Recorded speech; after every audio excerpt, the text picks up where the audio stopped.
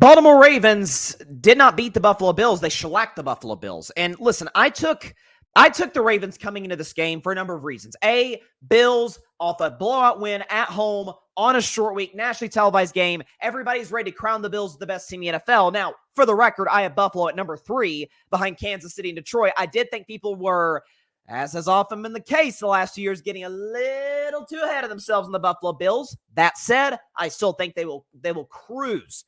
Hear me talk about the Jets in about 12 minutes. Cruise to an AFC East title. They'll be a playoff team, and they can absolutely go on a run in the playoffs. They're good enough to do that. Y'all know I love their pieces, especially in the run game, and Josh Allen. We know who he is and what he represents. Do have questions about the defense, particularly up the middle. Nonetheless, this is still a great Bills team. Don't panic to their first loss of the season.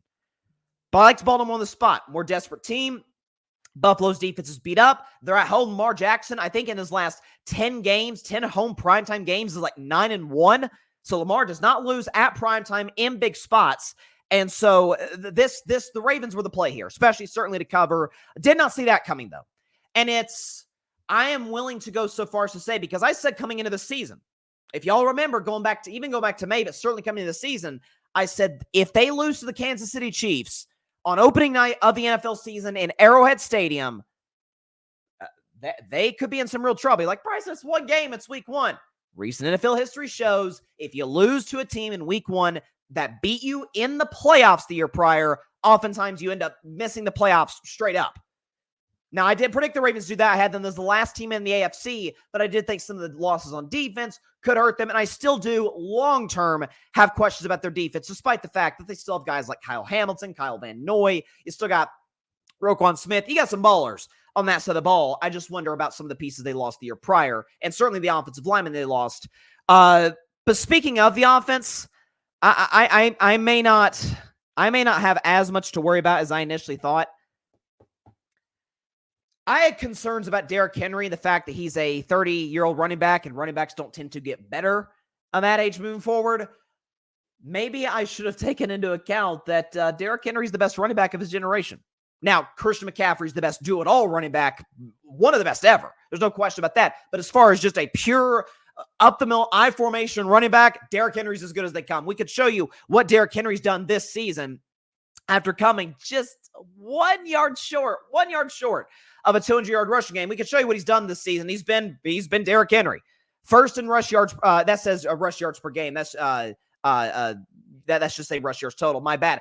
80 carries. That's tied for second in the NFL. 5 rush touchdowns. That's first. Yards per carry is 5th. And he obviously, on the Ravens' first offensive play from scrimmage, rushed for the longest touchdown this season, 87 yards. And it was when he hit the hole and he had the angles of the DBs. I'm like, oh, they're going to run him down.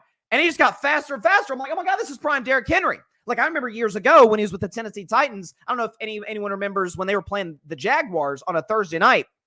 And I remember Joe Buck was on the call for that game. And the reason I remember, because it was a great call. Derrick Henry took the ball left and took it the whole length of the field, 99 yards to the crib. That's what he essentially did last night, just 12 yards shorter. And so he's still got that getaway speed from defensive back. So that's great news for the Ravens. And it's why I feel a lot better about this team than I did even a week ago when, yes, they beat Dallas. But let's be honest, and I said this on Friday's show, Dallas is a well below average football team that's carried by an elite quarterback and an elite wide receiver. We can argue about Dak another day. But they almost blew that game. The defense kind of started to collapse lately. We know I talked about all season long. The Ravens struggle to hold fourth quarter leads. Their defense was not very good against the pass. Well, Josh Allen had his worst game in really since the middle of last year. I mean, this is the first time the Buffalo Bills, I think it was like a 46-game streak where they had not scored or not lost by more than double digits. I mean, like Buffalo in the last 3 years, and I give them props to this, they don't get blown out ever. So that is something. I don't think that's a bad sign for the Bills. I think that's a great sign for the Ravens that, last season it felt like, oh, they have an identity. They added Todd Monken. They draft Zay Flowers. They go and get Odell Beckham Jr. Mark Andrews is healthy for half the year, but throwing the football, being effective with that. Lamar Jackson, winning league MVP. And then their identity came crashing down once they faced adversity against the Chiefs in the AFC title game. Once Kansas City went up, Baltimore kind of self-imploded. They got away from what they were good at, and Kansas City's like, okay, we'll just let you we'll let you shoot yourself in the foot, and we'll just sit back, play conservative, and let you help us win the game. That's basically what the Chiefs did in that game, in the AFC in the AFC title matchup in Baltimore last year. If this is what Baltimore's trying to do in terms of establishing what they want to be, we are going to be. Listen, Lamar Jackson can throw the football. I have questions about his deep ball accuracy, but as a pure passer, he's not as bad as some folks think. He's not as good as some of his most ardent supporters think. But Lamar is still, in my view, absolutely still the third best quarterback in the NFL. Absolutely. And especially when you consider what he can do with his legs. But that is, listen, it sounds cliche. Well, duh, it's the formula. The Ravens won by multiple touchdowns. Yeah, of course, that's the formula. You'd like to run the ball, eat the clock. Your defense play great. I don't think Baltimore's defense is nearly as good as it was a year ago. I think they just had a good night. But in terms of what we see from them with their running game, with Lamar Jackson, kind of you're seeing what Todd Monken is doing, the offensive coordinator for the Ravens.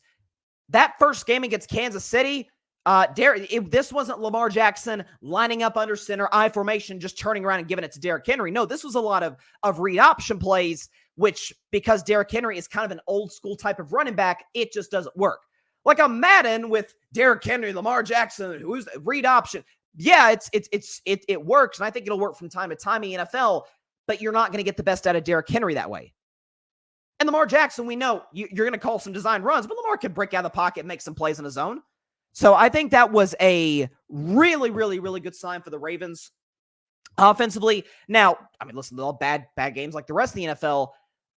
If what we saw last night, and to a degree what we saw from them against the Cowboys through three quarters offensively, if this is them after the 0-2 start, taking a deep breath, we're going to reestablish ourselves. We are a power running football team. We got freaking Derrick Henry. Get him the football, and he's going to make stuff happen, like what you saw with that 87-yard scamper on the first offensive play from scrimmage. Again, I still have questions about this defense, but I love the Harbaugh brothers. I'm more of a Jim guy than a John guy, but John Harbaugh's a great coach. Lamar's one of the three best quarterbacks in the world.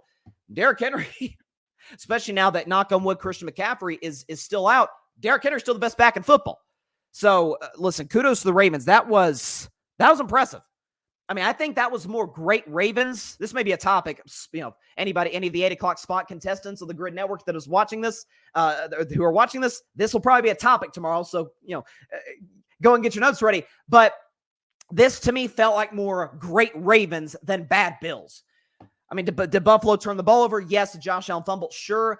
I didn't think this was a referendum on the Bills. Like, oh, yeah, that 3-0 start was a mirage. I don't think so. I think the Bills are going to cruise the AFC East. I think that was more about great Ravens just hitting Buffalo with a sledgehammer out the gates. And Buffalo, by the third quarter, you could see in their body language, it was like, oh, they got us today. They got the upper hand on us today. So if you're Baltimore, you got to feel really good about this. Now, you got Cincinnati next week. Listen, I'll touch on the other week 4 NFL games later in the show. Bengals are still not very good defensively. They could still score a lot of points. Joe Burrow has been tremendous over the last 3 weeks, I think. That's going to be a tough game in Cincinnati, but historically, I haven't checked the numbers. I'll probably do so by Friday's show when I predict this game, but Lamar Jackson's had a lot of success against the Cincinnati Bengals, and the Ravens have in general. So that's a really, really big important win for the Baltimore Ravens. I think they're in really good shape. Thanks so much for watching the show on YouTube, and be sure to go click that big red subscribe button and check out the other clips and full shows from Carving It Up Live, as well as our other incredible content creators here on the Grid Network.